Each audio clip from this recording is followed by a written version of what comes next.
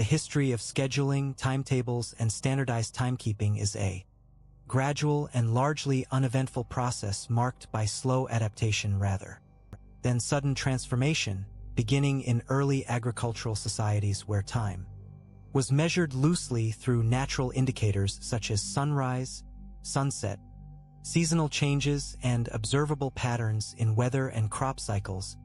which were sufficient for organizing basic activities but lacked precision or uniformity, and as communities grew larger and more complex, the need for more consistent coordination emerged, particularly in relation to religious observances, communal labor, and administrative duties, leading to the development of early calendars that divided the year into months and days based on lunar or solar cycles, though these systems varied widely between regions and were often adjusted through ad hoc corrections rather than systematic reform, resulting in ongoing discrepancies that were tolerated rather than resolved. And as states began to form and expand, especially in ancient civilizations, such as Mesopotamia, Egypt, and China, timekeeping became more closely linked to governance, as officials required predictable schedules for taxation, record-keeping, and ceremonial functions. Yet even then the measurement of time remained approximate, relying on tools such as sundials, water clocks, and later mechanical devices that provided relative consistency without absolute precision, and these instruments were typically maintained by specialists, whose work was respected for its utility but rarely celebrated, reinforcing the perception of timekeeping as a functional necessity rather than an area of innovation. And during the medieval period, in Europe, the regulation of time was largely the responsibility of religious institutions, particularly monasteries, where daily life was structured around fixed prayer schedules known as canonical hours, which were announced by bells rather than clocks and varied slightly according to season and location, creating a rhythm of time that was shared locally but not standardized beyond regional boundaries. And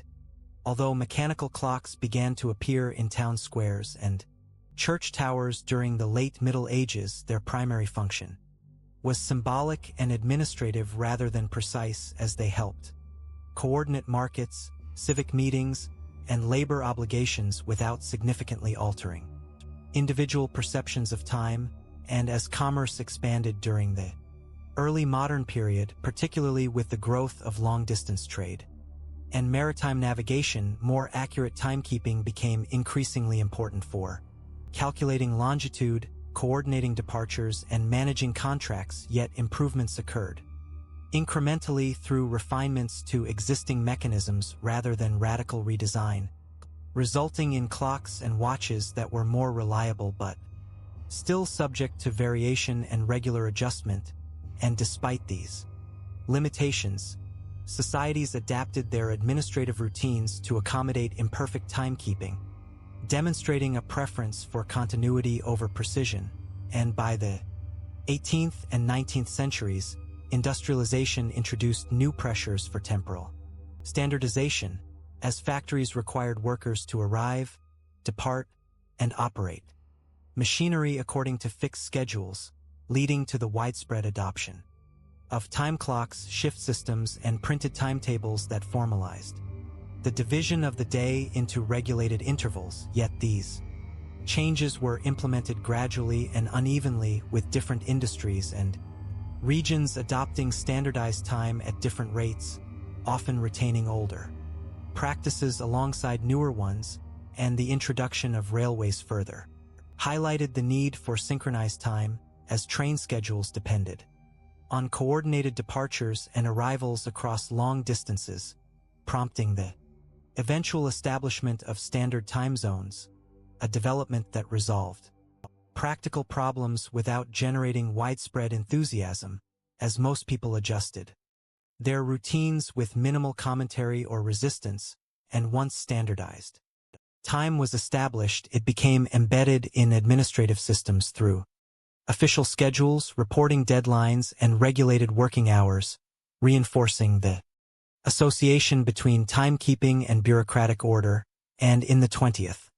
century, technological advances such as electric clocks, quartz movements, and digital displays increased accuracy and convenience without significantly altering the underlying structure of scheduling practices, as organizations continued to rely on timetables, calendars, and deadlines that reflected long-standing administrative logic, rather than technological possibility, and even the introduction of computers and networked systems served primarily to automate existing scheduling processes, enabling faster updates and broader dissemination while preserving familiar formats, such as calendars, reminders, and time-stamped records, and as global coordination increased through international travel, communication, and commerce, standardized timekeeping became an assumed background condition rather than a subject of interest maintained through international agreements and technical standards that operated largely out of public view. And in contemporary society, timekeeping is embedded so deeply into daily life that it is rarely questioned, as digital devices automatically synchronize with global time servers, ensuring consistency across platforms while reducing individual involvement in the maintenance of accuracy. Yet this convenience has not eliminated the administrative use of time as a regulatory tool, as schedules, deadlines, and reporting intervals continue to structure work, education, and governance in predictable ways, generating extensive documentation in the form of logs, attendance records, timesheets, and system timestamps that serve primarily to confirm compliance rather than to provide insight. And although discussions occasionally arise regarding flexibility, efficiency, or work-life balance, these debates typically result in modest adjustments to scheduling practices rather than fundamental change, reinforcing the enduring role of standardized time as a framework for organizing activity. And thus the history of scheduling and timekeeping can be understood as a slow accumulation of methods designed to coordinate human behavior with minimal disruption, characterized by gradual refinement, widespread acceptance, and an absence of dramatic milestones, producing a legacy that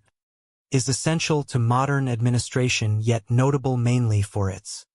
reliability, predictability, and lack of narrative excitement.